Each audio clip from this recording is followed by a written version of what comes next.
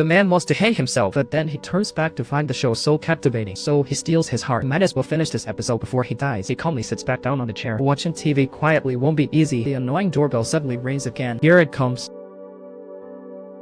There was a boy pointing a gun at himself. Time to say farewell. You're just in time to come in. Yura wants to give up anyway. Better to lie calmly in a bathtub. The boy is taken aback. Then he's startled by the hanging rope from the ceiling. Yura doesn't even have to take action to die. He kindly suggests using a pillow to mute noise. But he must clarify one thing. He definitely didn't kill the boy's girlfriend. He suddenly has the bizarre ability to foresee murders. He meant to warn the girl, but she mistook him for a drunk and a madman. But he didn't expect the next day, he finds the girl's body under the bridge. So the boy sees him as the killer, and he grabs a rod and beats him to near death. His kill! His kill! The boy escapes the scene in fear, but the cops took him back for questioning. But when asked if he saw the murdered girl last night, he completely denied it all. No, I didn't see her. Don't mention the body by the river. How could he know she's the victim he saw before?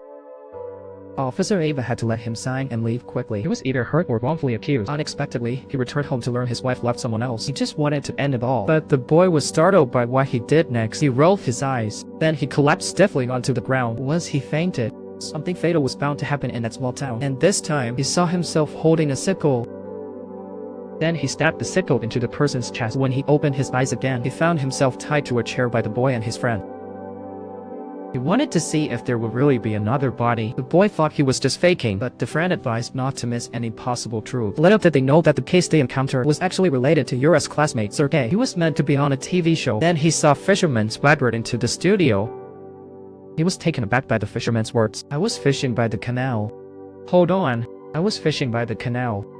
Suddenly, the car stopped. This was a worry for Sergei. Did he discover that I dumped at the canal? He quickly smiled and pretended not to recognize his own uncle. Then he brought the fisherman in. That's when he knew. Sure enough, the fisherman had dirt on him. He left him an address, demanding the hush money by 5. But he wasn't foolish. Son arrived at the cabin with cash. He had the fisherman write a receipt for 1,000,000 rubles. This way, they both became accomplices in the girl's murder. He missed the fisherman's greed. This had been a month of silence. You bastard! He was about to get rough, but stopped at the other's force. He could only curse and walk away, and the fisherman got into big trouble. Meanwhile, Officer Eve dove into the case. She and her partner met the director. They learned that the boy's affections were one-sided. It turned out the girl had other boyfriends. She just hadn't disclosed it to her colleagues, but to find out who it really was, the only way was to unlock the girl's phone quickly. Later that night, Eva's partner and friends were drinking and chatting. They even took out the drowned girl's picture for everyone to identify. Turns out, it was this lucky. One of the losers actually recognized the victim. Soon, Eve's phone rang. At that moment, she was having a romantic dinner with Sergei. Hearing this, she got serious fast. It turned out the victim was a medical student, and she often helped the sick elderly in the village. Sergei panicked immediately, but Eve insisted that the killer must be brought to justice. And it was just that one promise which inadvertently led to another murder. Sergei said he had to work late and hurriedly left the restaurant. Yura, wanting to find out the truth, was led to the bridge by the boy. She saw the fisherman by the water. She wanted to warn him, but the boy stopped her right away because it conflicts that if the murder doesn't happen, his visions can't be proven real. But soon after, they saw someone appear behind the fisherman. No matter how the two shouted, that murder was happening right before their eyes. The fisherman got stabbed. The two rushed but were still a moment too late. What are you doing? Can you see ghosts or what? Forget it.